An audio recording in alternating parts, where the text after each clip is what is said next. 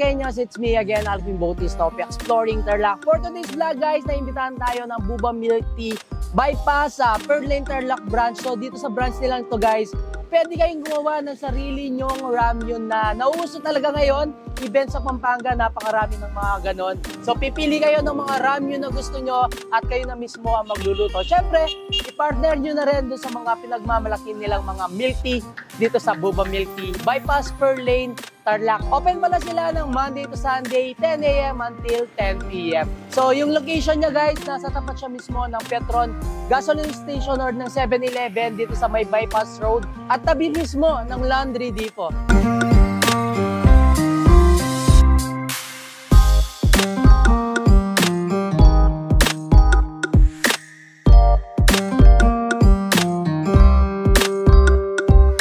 So hey guys, nandito na tayo sa loob ng Buba Milk Tea, Bypass Pearl Lane Tarlac branch. So mamaya tuturuan ko kayo guys kung paano ba yung paggawa ng ramyun step by step. And of course, ito yung counter nila, dito kayo mag-order ng mga milk teas and ibang foods nila dito. I think yung kakasya dito sa area nila is 20 to 30 packs. Meron din siyang alfresco dining and fully air conditioned din naman ito nasa loob nila. Ayun guys, no, habang iniintay natin yung mga ipiprepare na foods and drinks ni Buba Milk Tea. So, tuturuan ko muna kayo dito sa kanilang ramyun, kung paano gumawa ng ramyun. So, step 1 natin, choose your ramen. So, dito sa other side natin guys, andito yung mga gin ramen na flavor, samyang. So, kung gusto yung mga sabaw, meron sila dito. And the other side, ito naman yung mga stir fry nila. So, ito yung mga buldak. And iba-iba sila guys, no? May mga spicy, may mild, may cheese, and depende na lang din dun sa gusto nyo. So may mga listahan din naman sila dito, and then yung prices ng mga noodles or ramyun na pipiliin nyo. So step 2, dito naman tayo sa other area. So choose your toppings, and may mga naman sila dito, pictures din ng kanilang mga toppings. And gagawin nyo lang, kukuha lang kayo ng checklist, so additional toppings. So may mga quantity. So, check nyo lang plus yung quantity. And of course, yung kanilang step 3, pupunta kayo dito sa kanilang cashier para magbayad ng mga napili yung ramyun, ramen, or ibang noodles na in-offer nila dito, pati yung kanilang toppings. And after that, makapagbayad kayo dito. Syempre, samahan nyo na rin ng mga milk tea nila at ibang foods ni Buba Milk Tea. So yun guys, nagawa na natin yung step 1, step 2, and step 3. So nakuha na natin yung mga nasa checklist natin. Of course, yung napili nating noodles. So next step naman natin is lulutuin natin siya.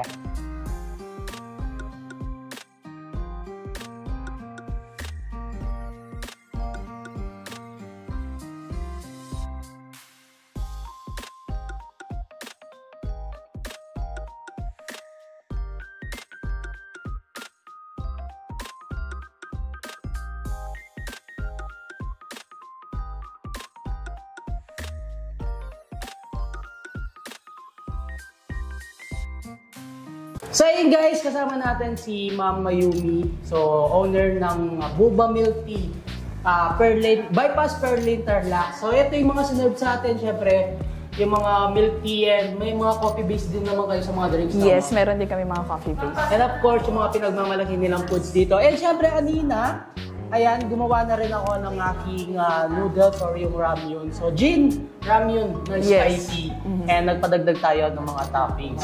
Ma'am, ano ba yung mga sinerve nyo sa atin ngayon? Actually, yung sinerve natin for today is yung isa sa mga best seller namin dito sa shop. And first of all, I'm proud of it dito sa aming sisig chicken wings. Yes, kasi medyo kakaiba siya nung binanggit nga sa akin ng madam. Sabi ko, chicken sisig. And medyo siya, curious din ako dun sa lasa niya. Yes, kasi di ba nga mostly nakikita natin sizzling sisig, mga ganun, more on pork, right? Opo, so ngayon, in-infuse natin yung ating sisig sauce dun sa ating chicken wings. So both of best world, ganun nga ba, di ba? Yan. Then our next yung food natin is yung shawarma nachos. Okay? So yung pinaka-beef natin, yun yung shawarma flavor. Okay? Then meron din tayo ditong garlic yogurt sauce. kumbaga sa mga shawarma natin. And ang ating pambata na burger, okay? Quarter pounder siya na burger and meron din siyang fried egg sa ibabaw. Then kung may request kayo na egg, bahala na kayo. Sabihin nyo lang sa amin kung anong gusto nyong egg. Ayun. So, aside dun sa mga sinabi mo sa burger, ma'am, isang flavor lang ba yan? Actually, meron kaming tatlong burger.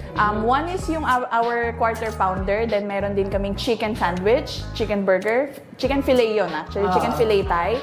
Then yung third is kebab burger. Diba? Iba rin. Medyo kakaiba din siya. Yes, kapag mahilig ka sa spicy. Sa chicken wings, ma'am. Meron kami mga iba't ibang flavors. Medyo kakaiba din, okay? Pero meron din kami mga regular flavors like yung hickory barbecue. Yeah, meron din kaming gochujang, Korean-inspired. Then meron kaming, ang word nga is Thai-inspired chicken wings. Actually, hindi ko alam kung pwede ko bang sabihin yung name kaya, no?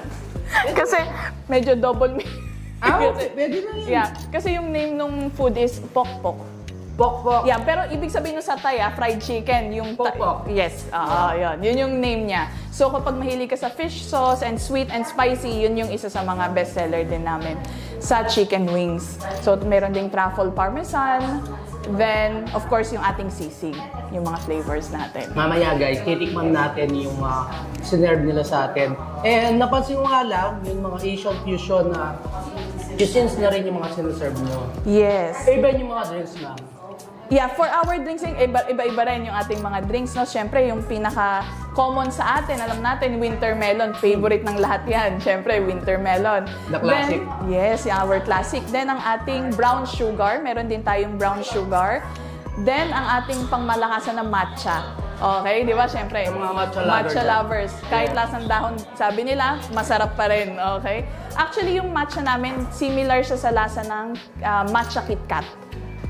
Yes, yung matcha KitKat. Yun yung similar na lasa niya. Hindi siya ganun ka-strong. So, pwede siya sa lahat. Okay, then yung ating next is ating Thai-inspired na milk tea, Thaigo. Okay, so talagang ano siya, isa siya sa mga bestseller din namin dito kasi isa siya sa mga unique products ng milk tea namin. Then, of course, kung hindi ka masyadong mahilig sa mga cream-based na mga milk tea, meron tayong fruit teas. Okay, iba't ibang flavor din siya. May strawberry, lychee, kiwi, name it, meron tayo niyan. Yun. So, marami naman kayo pagpipilian, guys. Even sa kanilang pasta. Ito kanilang Charlie Chan. And mag-trade kayo, guys. So, pwede kayong mag-order dito sa may Buba Milk Tea. Sa pasta, ma'am, isa lang to. Meron pa kaming other pastas, okay? Ito lang yung sa mga bestseller din namin kasi yung Charlie Chan or Kung Pao namin tinatawag. Kasi syempre, alam mo na, Charlie Chan, di ba? Yes. So, Kung Pao pasta, then meron din kaming chicken Cajun na cream-based. Yes. And meron din kaming seafood arrabbiata and tuna pesto. And kagandahan niya guys, no, itong si Buba Milk Tea Perlane, Bypass Perlane Tarlac branch nila. Sila yung nag-offer lang yung make your own ramyun. Yeah, dito sa area namin. So kung nag-chill kayo or nag-trip kayo ng mga ramyun, pwede kayo pumunta dito sa Bypass Road. Even syempre yung mga nag-chill-chill dyan. Yes, oo. Mag-shot-shot, mag-chill. So, Pangbalnaw. Kung gusto nila na mainit na sabaw. So, ito yung perfect place para sa inyo. Sabi ko nga kanina guys, madaling-madali lang siyang hanapin. Tabi lang siya ng Laundry Depot at halos tapat lang siya ng Petron Gasoline Station. So, I'm inviting you guys to visit our shop here in Bypass Road. And marami tayong mga option dito and everyone is welcome. It's pet-friendly. Everyone is welcome. Kung may mga special occasions ma'am, gusto nila na-celebrate dito, pwede ba? Yes, pwede po. Meron po tayong package dyan actually. Up to 25 packs, 25 to 30 packs. Kasi from here and then outside. Okay, meron sila al-fresco dining. So yun guys, kung may mga special occasions kayo, i-follow nyo lang yung kanilang Facebook page. And of course, mag-direct lang kayo ng PM doon. And then, syempre, para updated din kayo doon sa mga upcoming promos nila, new products. So, pag-follow yung Facebook page nila. Meron kayo Instagram na? Yes, we do have Instagram at Buba Bypass. Yun ang aming Instagram. Active din kami doon. So, just message us.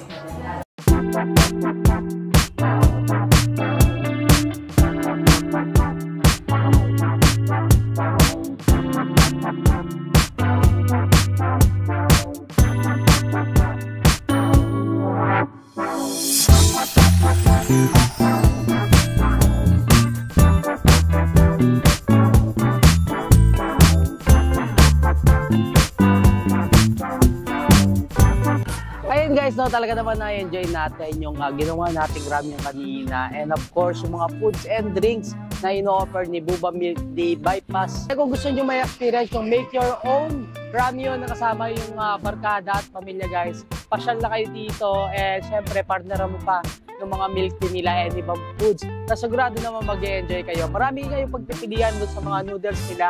And easy as 1, 2, 3, 4 lang naman yung paggawa ng ramyun. Kaya hindi kayo mahihirapan kapag nandito na kayo. And guide din naman kayo ng mga staff nila. Yun, hanggang dito na lang. Don't forget to subscribe, like, comment, and click the notification bell para updated kayo sa lahat ng videos ko. And of course, huwag nyo kalimutan i-share ang video to para malaman din ng mga ibang katarlakenyos natin dyan. Ito si Buba Milk Tea Bypass Per Lane Tarlac na nag-offer din ng make your own ramyun.